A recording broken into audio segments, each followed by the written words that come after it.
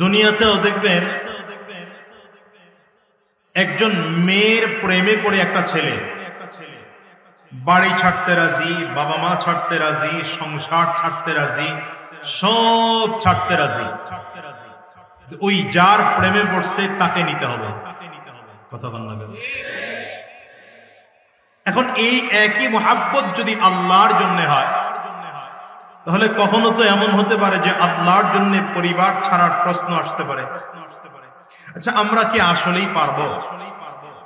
প্রশ্ন করে দেখেন তো অনেকের কাছে, নিজের কাছে নিজেকে প্রশ্ন করে দেখেন যে ঈমানের প্রশ্ন আসলে যদি এমন হয় যে শুধুমাত্র আল্লাহকে রব বলে মেনেছি, এই জন্য আমার সম্পদ বাদ দিতে হবে, অধিকাংশের অবস্থা এমন আমরা পারবো না। আল্লাহকে মহাব্বত করি, এই জন্য আমার সন্তানকে ছাড়তে হবে, অধিকাংশের অবস্থা এমন যে আমরা পারবো না। অথচ সাহাবায়ে কেরামদের অবস্থা কি? মার খায়, জীবন দেয়, রক্ত দেয়, মৃত্যুর শয্যায় শায়িত, ঈমান ছাড়তে রাজি না। আবু বকর সিদ্দিক রাদিয়াল্লাহু আনহু মার খেয়েছেন, এমন মার, মারতে মারতে কাফির আর মুশরিকরা আবু বকর সিদ্দিক রাদিয়াল্লাহু আনহুকে উত্তপ্ত মরুভূমির বালুর মধ্যে ফেলে রাখছে। এমন অচেতন অবস্থায় পড়ে আছে, মানুষ দেখে মনে করছে আবু বকর মরেই গেছে, আবু বকর বেঁচেই নেই। লোকজন ধরাধরি করে আবু বকর সিদ্দিক রাদিয়াল্লাহু আনহুর মায়ের কাছে নিয়ে গেলেন। মা তখনও কালিমা পড়ে মুসলমান হয়নি। আবু বকর সিদ্দিক রাদিয়াল্লাহু আনহুর মা কান্না করতেছেন, তাকিয়ে দেখতেছেন পুরো জামা রক্তে ভিজে গেছে। কাফিররা এমন পিটান পিটাইছে যে পুরো জামা রক্তে ভিজা, কপাল ফেটে গেছে, গাল ফেটে গেছে, ঠোঁট ফেটে গেছে, রক্ত পড়তেছে। আবু বকর সিদ্দিক রাদিয়াল্লাহু আনহুর হুঁশ নেই। মা মাথায় পানি ঢালতেছে, সরিষার তেল মাখতেছে বা তেল মালিশ করতেছে, যত কিছু করে আবু বকর সিদ্দিকের হুঁশ ফিরে আসে না। লম্বা সময় বেহুশ, লম্বা সময় পরে হুঁশ ফিরে আসছে। খুব ভালো করে বোঝেন, এই মনোযোগী হন, খুব ভালো করে বোঝেন। লম্বা সময় বেহুশ, মার খেয়েছে, মাত্র হুঁশ ফিরে আসছে। মা দৌড়ে আসছে, বাবা তোর হুঁশ ফিরে আসছে। আবু বকর সিদ্দিক রাদিয়াল্লাহু আনহু কোনো কথা নাই। প্রথম প্রশ্ন মায়ের কাছে, মা আমাকে বলো তো আমার নবী কেমন আছে? আপনারা বুঝতেছেন না মনে হয়, চেহারার দিকে তাকাইলে আমার কাছে মনে হয় আপনারা বুঝতেছেন না। মুহাব্বতের ধরনটা বুঝেন। মার খাইছে, বেহুশ হয়ে গেছে, রক্তাক্ত হয়ে পড়েছে, শরীর দুর্বল, কিন্তু হুঁশ ফিরে আসার পরে প্রথম প্রশ্ন, মা নবীজি কেমন আছে? মা পিয়ালায় পানি নিয়ে আসছে, বা বাংলাদেশের উদাহরণে যদি বুঝেন তাহলে গ্লাসে পানি নিয়ে আসছে। আবু বকর সিদ্দিক বলতেছেন পানি খাবো না, পানি পান করবো না। মা কাঁদতেছে, দুধ নিয়ে আসছে, দুধটুকু পান কর, শরীর থেকে প্রচন্ড রক্ত ঝরেছে, তোর দুধটুকু পান কর, শরীর ভালো হয়ে যাবে। আবু বকর সিদ্দিক রাদিয়াল্লাহু আনহু উত্তর দেয়, মা দুধ পান করবো তো দূরের কথা, যতক্ষণ আমার নবীর চেহারা না দেখবো ততক্ষণ পর্যন্ত আমি গ্লাসের মধ্যে মুখ লাগায় এক ফোঁটা পানিও পান করবো না, দুধও পান করবো। মুহাব্বতের মাত্রা বোঝেন, মুহাব্বতের ধরন বোঝেন। এটা কোন সময়ের কথা বলতেছি?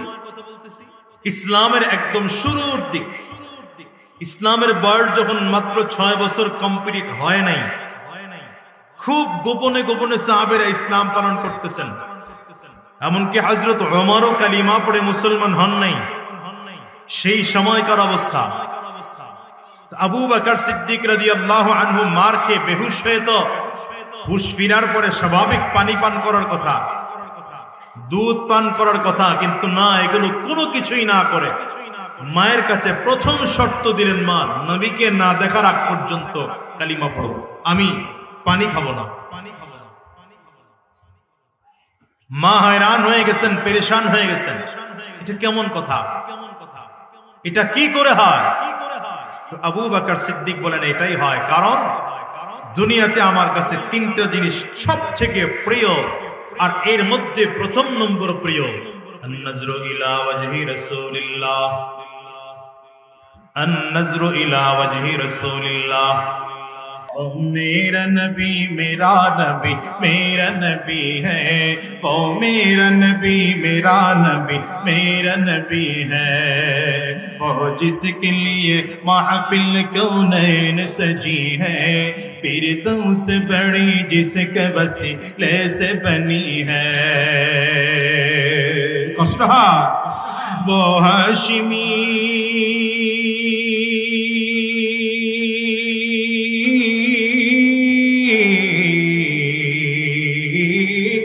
वो हाशिमी मक्की मदनी युल अरबी है, वो मेरा नबी मेरा नबी मेरा नबी है, वो मेरा नबी मेरा नबी मेरा नबी है।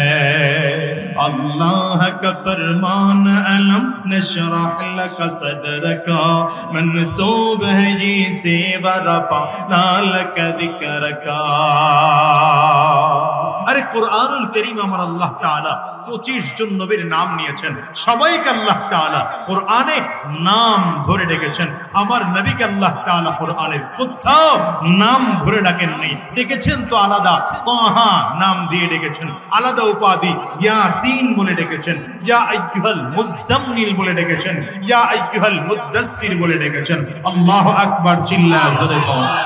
এই জন্য বলি যুবক, নেতাই চিনো নাই, নেতাই চিনো নাই। নেতা বানাইছে এমন একটারে, নেতার মুখেও দাড়ি নাই, তোমার মুখেও দাড়ি নাই। নেতারও সুন্নতি পোশাক নাই, তোমারও সুন্নতি পোশাক নাই। নেতার মাথায়ও টুপি নাই, তোমার মাথায়ও টুপি নাই। নেতাও নামাজ পড়ে না, তুমিও নামাজ পড়ো না। নেতা সুদ খায়, তুমিও সুদ খাও। নেতা ঘুষ খায়, তুমিও ঘুষ খাও। নেতা আরাম রাস্তায় চলে, তুমিও আরাম রাস্তায় চলো। নেতা জিনাখোর, তুমিও জিনাখোর। নেতা দেশদ্রোহী, তুমিও দেশদ্রোহী। নেতা ইসলাম বিদ্বেষী, তুমিও ইসলাম বিদ্বেষী। তোমার নেতাও জাহান্নামী, তুমিও জাহান্নামী। তুমি যদি আমার নবীকে নেতা বানাইতা, তুমি যদি আমার নবীকে আইডল বানাইতা, তুমি যদি আমার নবীকে আইকন বানাইতা, তাইলে আমার নবীর মাথায় টুপি ছিল। মুসলমান, তোমার মাথায় টুপি থাকতো। আমার নবীর সুন্নতি পোশাক ছিল, তোমার পোশাকটাও সুন্নতি হতো। আমার নবী 5 ওয়াক্ত নামাজ পড়েছেন, তুমিও 5 ওয়াক্ত নামাজ পড়তে। আমার নবী সুদ খান নাই, তুমি সুদ খেতে না। আমার নবী ঘুষ খান নাই, তুমি ঘুষ খেতে না। আমার নবী হারাম রাস্তায় চলেন নাই, তুমি হারাম রাস্তায় চলতে না। মুসলমান, হাত তুলে চিল্লায় বলেন ঠিক কিনা? এই জন্য বলি নেতা নেতা সব বাদ দিয়া আমার নবীকে নেতা বানাও। দুনিয়ার সব নেতা বাদ দিয়া নেতা বানাইলে কারে বানাবো? কথাই কয় না, কারে বানাবো? তোমার নেতা আমার নেতা। এই স্লোগানটা জানেননি আপনারা? বলেন, তোমার নেতা আমার নেতা বিশ্ব নবী মুস্তাফা। পারবেন নবীর জন্য একটা স্লোগান দিতে? আমরা সবাই রাসূল সেনা। নারায়ণগঞ্জের মানুষ এই স্লোগান জানে? মাশাআল্লাহ, কাশি দেন, গলা ক্লিয়ার করে। কাশিও দিতে জানে, ভালো করে কাশি দেন। দুই হাত টান টান করে উঁচা করেন, ভালো করে উঁচা করেন। ডানে আর বামে তাকায় দেখেন, হাতকে তুলে নেই, ধরে মহাব্বত করে হাতটা তুলে দেন। হ্যাঁ, ভালো করে মহাব্বত করে হাতটা তুলে দেন। মাশাআল্লাহ, মাশাআল্লাহ। হাতগুলো মুঠ করেন, ঝাঁকি দেন, জোরে সোরে ঝাঁকি দেন। মাশাআল্লাহ। এবার কণ্ঠের যতটুকু আওয়াজ আছে পুরোটা আওয়াজ ছেড়ে দিয়ে একটা তাকবীর হবে। মুসলমান রেডি? আওয়াজই তো পাই না। রেডি? হ্যাঁ মুসলমান, রেডি তো? বলা কাশি দিছিলেন? কাশি দেন তো, ভালো করে একটা কাশি দেন। মাশাআল্লাহ। এবার কণ্ঠের পুরোটা আওয়াজ ছেড়ে দিয়ে একটা তাকবীর হবে। মুসলমান রেডি? নারে তাকবীর। পোষাইল না, আওয়াজ পোষাইল না, আরো জোরে লাগবে। নারে তাকবীর। দুই হাত ভালো করে উঁচা করে, আইল স্বামী চলবে না, ওই যে হাত তুলে নাই, তাকায় তাকায় দেখতেছে। হ্যাঁ, দুই হাত ভালো করে। নারে তাকবীর। তোমার নেতা আমার নেতা বিশ্ব নবী মুস্তাফা। আমরা সবাই রাসূল সেনা, ভয় করি না বুলেট বোমা। নারে তাকবীর, কোরআন সুন্নাহর আলো, কোরআন সুন্নাহ যেখানে, আলেম ওলামা যেখানে, পীর বুজুর্গ যেখানে, সুদ ঘুষ যেখানে, নাই তো? ভালো করে নাই তো? আপনাদের এলাকায় সুদখোর আছে? আসতে কয়েকজন আছে? ঘুষখোর, মদখোর, ক্যাসিনোখোর, সবই তো আছে, সব আছে। কথা বলে না? আছে ভাই, আছে আছে অনেক কিছুই আছে, অফিসে ঘুষ আছে, দেওয়ার মানুষ আছে, দুর্নীতির শীর্ষে আছে, আর কে মোরা চাই রে, দেশের ভাই রে, বল না কোথায় যাই রে, একটু শান্তি বলো কোথায় গিয়ে পাই রে। বাজারটা গরম আছে, যাবেন না মাছের কাছে। শুধু বাজার গরম না, পুরো পরিবেশটাই গরম, পুরো বাংলাদেশ গরম। কথা বল না কেন? গরম গরম গরম তো জনগণ গরম, সরকার গরম, পুলিশ গরম, আর্মি গরম, এখন কয় দেশের আবহাওয়া গরম, এমন গরম এসির ছাড়া টিকাই যায় না। এখন এই দেশের যুবকগুলো ফেসবুকে পোস্ট দেয়, আল্লাহ সৌদি আরবের গরম দিছ, সৌদি আরবের মতো চায়ের বউ দিও। কবল পোড়া, তুই রাখতে পারবি? সৌদি আরবের মানুষের মতো তোর জীবন, তুই জীবনটারে ওই লতা পাতা খায়া ধ্বংস করে ফেলাইছস। মা আসতে কয় কেন? আমি একটু ওয়াজ করে করি, আপনারা রাখো মুরব্বী যারা আছে। আমি জনগণের প্রতিনিধি তো, জনগণরা সাইজ করতে আমার ভালো লাগে। ওয়াজ করবে কুয়াকাটা হুজুর।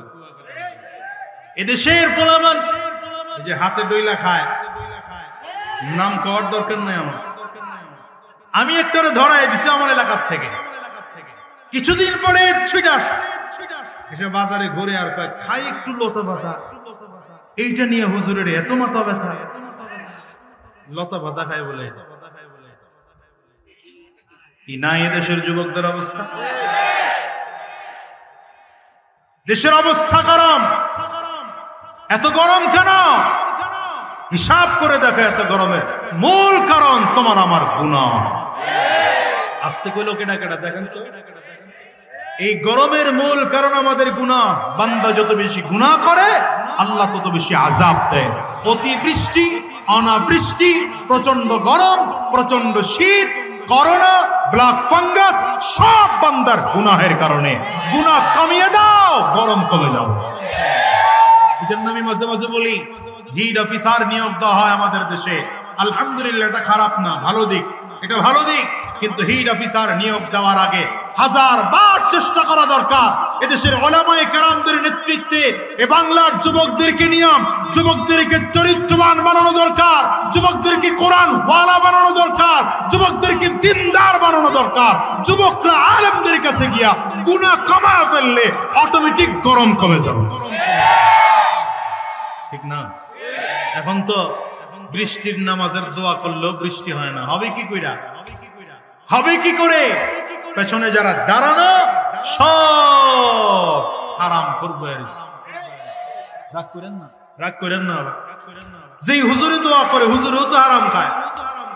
আর আপনারা খাইতে খাইতে হুজুরদেরও হারাম খাওয়ানো শুরু করছে।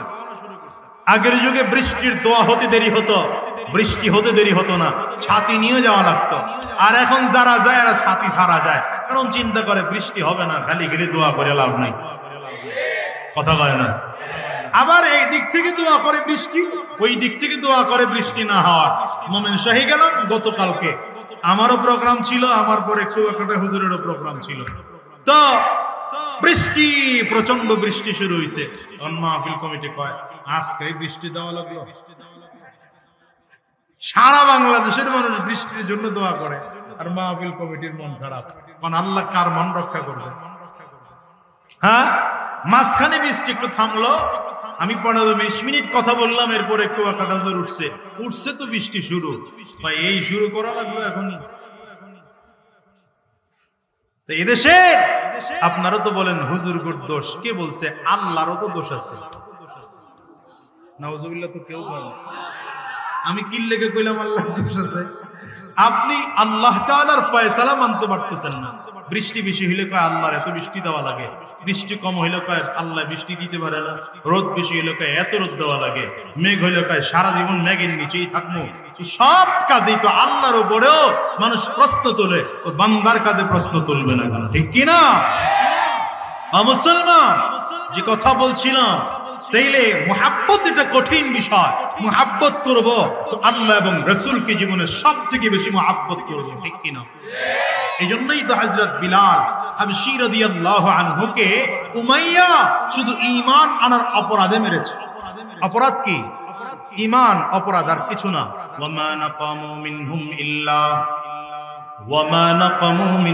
ইল্লা আন ইউমিনু বিল্লাহিল আজিজিল হামিদ।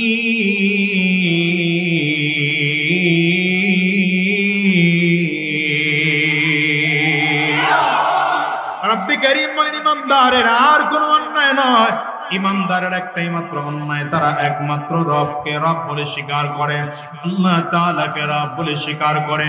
হযরত বিলাল নিজেই ছিলেন গোলাম, বাবাও ছিলেন গোলাম, দাদাও ছিলেন গোলাম, এক তো কালো মানুষ, কিন্তু পয়গম্বর আরবি সাল্লাল্লাহু আলাইহি ওয়াসাল্লামের দাওয়াত পাইয়া হযরত বিলাল হাবশী রাদিয়াল্লাহু আনহু কালিমা পড়ে মুসলমান হয়ে যায়। উমাইয়া কেমন করে যেন টের পায়, ডেকে বলে, বিলাল ঈমান ছেড়ে দেবে কিনা বলো, ঈমান যদি না ছাড়ো শাস্তির মাত্রা বাড়িয়ে দেওয়া হবে। হযরত বিলাল হাবশী রাদিয়াল্লাহু আনহুকে ঘরের চৌকাঠের সাথে হাত পা বেঁধে বুকের চেকে কাপড়গুলো সরাইয়া একটা একটা করে চাবুক দিয়ে বাড়িয়ে দেওয়া হতো, চাবুক দিয়ে একটা একটা করে বাড়িয়ে দেওয়া হয়। হযরত বিলালের চামড়াগুলো ফেটে রক্ত টপ টপ করে পড়তে আরম্ভ করেছে। হযরত বিলাল চোখের পানিগুলো ফেলে ফেলে কান্না করেন, আর ডেকে বলে, উমাইয়া মেরে মেরে মেরে মেরে আমারে জমিন থেকে বিদায় করে দিতে পারো, আমার নবীর উপর ঈমান এনেছি, জীবন চলে গেল ঈমান ছাড়তে রাজি না, ঠিক কিনা কও না? শাস্তির মাত্রা আরো বাড়িয়ে দেওয়া হয়, শাস্তির মাত্রা এত বাড়িয়ে দেওয়া হয়, অবস্থা বড় খারাপ। উত্তপ্ত মরুভূমির বালুর মধ্যে নিয়ে চলে গেছে, উত্তপ্ত মরুভূমির বালুর মধ্যে চিৎ করে হযরত বিলালকে শোয়া দেওয়া হয়, হাত আর পায়ের মধ্যে পাথর চাপা দেওয়া হয়, বুকের মধ্যে হযরত বিলালের পাথর চাপা দেওয়া হয়। আল্লাহ একমাত্র হযরত বিলাল হাবশী রাদিয়াল্লাহু আনহু কালিমা পড়ে মুসলমান হয়েছেন। হযরত বিলালের জবান দিয়ে এত শাস্তির ফাঁকে ফাঁকেও জবান থেকে বের হয়, আল্লাহু আহাদ, আল্লাহু আহাদ, আল্লাহু আহাদ। আমার যত নির্যাতন করো, এক আল্লাহর উপর থেকে আমি আমার ঈমান ছাড়তে রাজি না, যতই নিপীড়ন করো, এক আল্লাহর উপর থেকে ঈমান ছাড়তে রাজি না। হযরত বিলালের শাস্তির মাত্রা আরো বাড়ায় দেওয়া হয়, পাহাড় থেকে বেছে বেছে ছোট ছোট পাথরগুলো আইনা এগুলোকে আগুনের মধ্যে জ্বালাইয়া আগুনের কয়লা, জ্বলন্ত কয়লা আংটা বানায় ফেলা হয়। এই কয়লাগুলোকে জমিনের মধ্যে বিছাইয়া হযরত বিলাল হাবশী রাদিয়াল্লাহু আনহুকে কয়লার উপরে চিৎ করে শোয়াইয়া বুকের উপরে পাথর দিয়ে চাপা দেওয়া হয়। হযরত বিলালের জবান দিয়ে তারপরেও শুধু আওয়াজ বের হয়, আল্লাহু আহাদ, আল্লাহু আহাদ। ওরে দুনিয়ার মুসলমান, হযরত বিলাল তো চাইলে তখন কালিমা ছেড়ে দিতে পারতেন, কিন্তু না না, আল্লাহ এবং তার রাসূলের মুহাব্বত কলিজা এত বেশি, জীবন ছেড়ে দিতেও রাজি, ঈমান ছাড়তে রাজি না, ঠিক কিনা? আজ করে কাও না। নবী কা लब पर जो जिक्र है बेमिसाल आया, कमाल आया, जो हिजरे तैबा में याद बन कर ख्याल आया, कमाल आया। কষ্ট হয়, আরে বৃষ্টি আসে না, খালি দম খাইতেছে, এতে এত ভয় আপনার? ডাইনে তাকায়, বামের তাকায়, উপরে তাকায়, নিচে। তো যুদ্ধের ময়দানের গুলি শুরু হইলে করবেন কি? টেনশন নাই তো, বিশাল মসজিদ পাশে আছে, যদি বৃষ্টি ওই পরিমাণ নামে যে মাঠে বসাই যায় না, তো আমি তো আপনার সহমিত্রে ঢুকবো, টেনশন করেন কি? এত ডানে বামে তাকানোর কি আছে, সোজাই দিকে তাকান। এই দৌড়াদৌড়ি লাগাই দিস। এই এত বৃষ্টি দেখে অবস্থা খারাপ। হোক না বৃষ্টি, আল্লাহ বৃষ্টি দিচ্ছেন, আল্লাহর রহমত। কথা কয় না? মাহফিল কমিটির মন বেজার হয়ে যায় বৃষ্টি হইলে। কেন? আমার কাজ আমি করছি, বান্দার কাজ বান্দা করছে, আল্লাহর কাজ আল্লাহ করতেছে, ঠিক না? আমাদের কাজ ছিল মাহফিলের আয়োজন করা, ঠিক কিনা? এখন আল্লাহ ভালো জানেন বান্দার জন্য মাহফিল ভালো না বৃষ্টি ভালো। আল্লাহর ফয়সালা আল্লাহ করবে। আল্লাহ যদি জানাবো করে ভিজাইতে ভিজবো না। এখন ঠিকের বাউন্ড করে হইল না। আয় কথা কন না কেন? ঠিক আছে তো ইনশাআল্লাহ? হাত তুলেন দেখি কারা তৈয়ার আছে। বৃষ্টি দেখে পাগল হয়ে গেছে। ফোঁটা পড়া শুরু হয় নাই, মাত্র সামিয়ানাও ভিজে নাই, এখনই পাগল হয়ে গেলেন। তা আপনাদের নিয়ে ওলামায়ে কেরাম কি স্বপ্ন দেখতেছে? আপনাদেরকে নিয়ে তো ওলামায়ে কেরাম স্বপ্ন দেখে। আস্তে কয়তো, আর আস্তে কয়তো, জোরে বলেন ঠিক কিনা? কি স্বপ্ন দেখে? ওলামায়ে কেরাম এই জাতিকে প্রস্তুত করতে চায়। ওলামায়ে কেরাম চায় এমন একটা জাতি তৈয়ার হবে যেই জাতি 24 ঘন্টা প্রস্তুত থাকবে। ওলামায়ে কেরাম যখন ডাক দিবেন ইসলাম রক্ষার জন্য, দেশ রক্ষার জন্য, কোরআন রক্ষার জন্য, মসজিদ রক্ষার জন্য, মাদ্রাসা রক্ষার জন্য, দেশ রক্ষার জন্য, দ্বীন ঈমান হেফাজতের জন্য ওলামায়ে কেরামদের নেতৃত্বে রক্ত দেওয়ার প্রয়োজন হলে রক্ত দিতে প্রস্তুত থাকবে। এই জাতির জীবন দেওয়ার দরকার হলে জীবন দিতেও তৈয়ার থাকবে। হাত উঁচা করে চিল্লা কাও ঠিক না? তাকবীরও শিখাইতে পারলাম না। নারায়ণগঞ্জের মানুষের ইতিহাস পাল্টায় দিতে হবে। নারায়ণগঞ্জ সকল আন্দোলনের মূল। এখন দেখি নারায়ণগঞ্জের ইতিহাস পাল্টায় পালাইতে হবে। নারায়ণগঞ্জ থেকে তাকবীরের আওয়াজ এত আস্তে মানায় না। ভালো তাকবীর দিতে পারেন এমন একটা যুবক দেখে দাঁড়ায় তাকবীর দাও তুমি। ও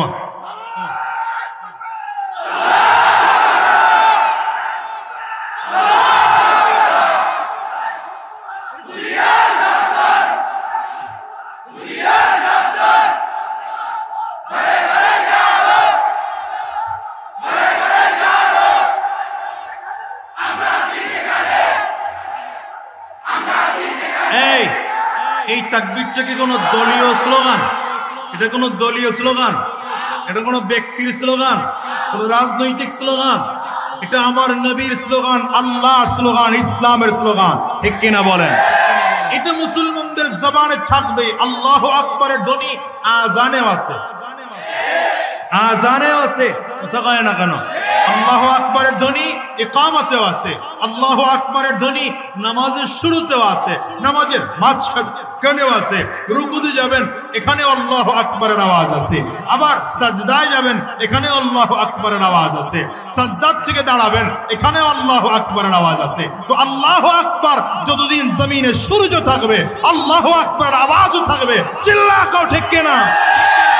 এদেশে আল্লাহু আকবারের সুরে সূর্য ওঠে, এদেশে আল্লাহু আকবারের সুরে সূর্য ডুবে, এদেশে আল্লাহু আকবারের সুরে সূর্য ওঠে, এদেশে আল্লাহু আকবারের সুরে সূর্য ডুবে। এদেশের মাল্লা মাঝি কিশোর মজুর সবার ঠোঁটে শোনো রে লা ইলাহা ইল্লাল্লাহর জিকির ওঠে। ইমানের তাপ্ত আগুন জ্বলছে সবার বুকে বুকে, সেই আগুন দেশ হতে দেশ দেশান্তরে জ্বালতে হবে, ঠিক কিনা কানা? তাকবীরের ধ্বনি ছিল, আছে, কিয়ামত পর্যন্ত থাকবে। এর সাথে কারো শত্রুতা নাই তো? আল্লাহর নামের সাথে কারো শত্রুতা নাই তো? এই নারায়ণগঞ্জের মুসলমান, আল্লাহর নামের সাথে কারো শত্রুতা নাই তো? চিল্লা আওয়াজ দেন আল্লাহু আকবার।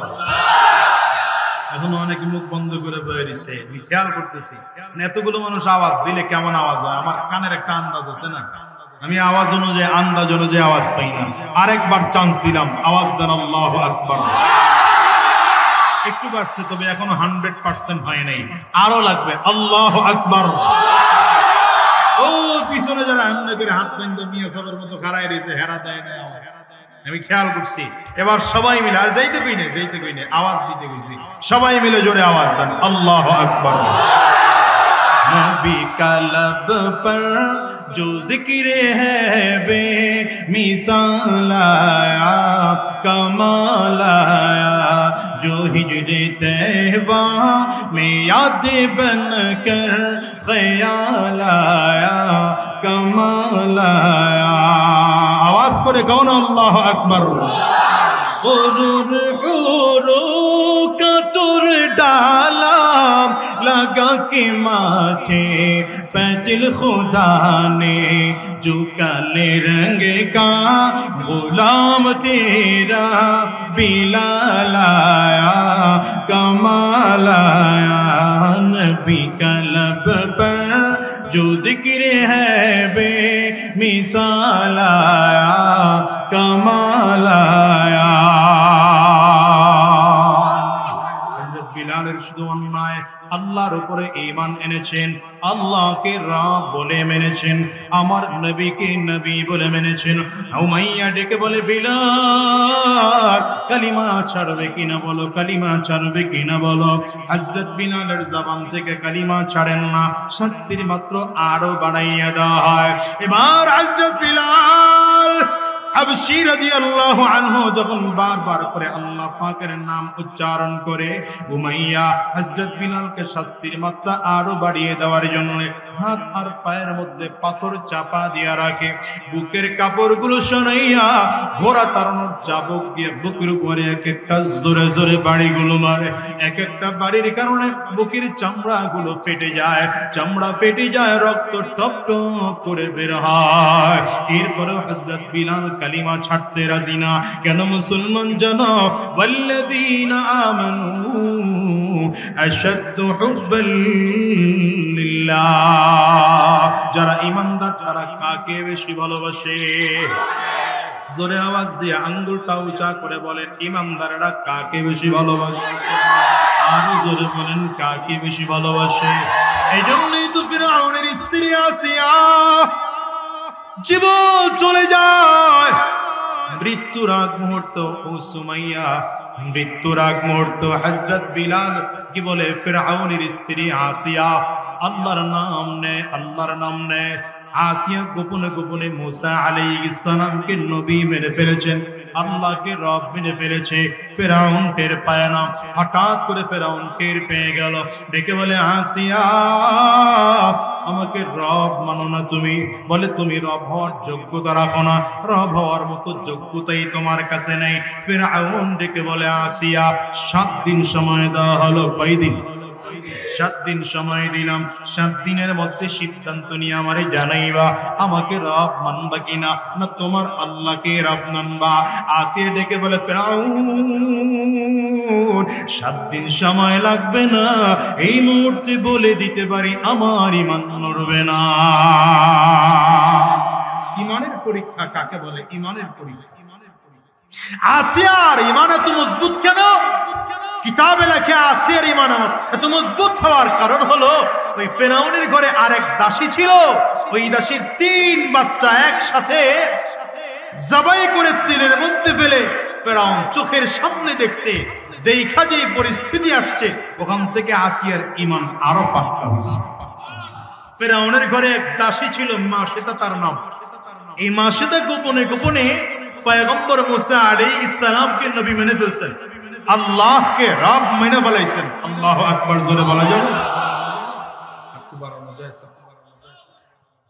তো এই মাশিতার কাজ ছিল ফিরআউনের এক মেয়ে ছিল নাম এই ফিরআউনের মেয়ের চুল আশ্রয় দেওয়া দায়িত্ব কি কথা পায় না দায়িত্ব কি চুল আশ্রয় দেওয়া চুল চিরুনি করে দিতেছে তো হাতের থেকে চিরুনিটা ভিজে পড়ে গেছে চিরুনিটা উঠাইতে গিয়ে পড়তেছে বিসমিল্লাহ কি পড়ে কথা পায় না কি পড়ে এই বিসমিল্লাহকে তো একটা বরকতি দোয়া আস্তে কয় কেন আর আস্তে বিসমিল্লাহ বরকতি দোয়া যে কোনো ভালো কাজ শুরু করলে বিসমিল্লাহ পড়বেন ছোট্ট একটা আমল শিখায় দিয়ে গেলাম যে কোনো ভালো কাজের শুরুতে কি বলবেন আবার মদ খাওয়ার আগে বিসমিল্লাহ দিয়ে শুরু করবেন চুরি করার আগে বিসমিল্লাহ কথা কয় না আমাদের দেশে তো ইনশাআল্লাহ আলহামদুলিল্লাহ এগুলার হিসাব নিকাশ নাই জিগেই কেমন আছেন তো ইনশাআল্লাহ ভালো আছি ইনশাআল্লাহ ভালো থাকে কেন?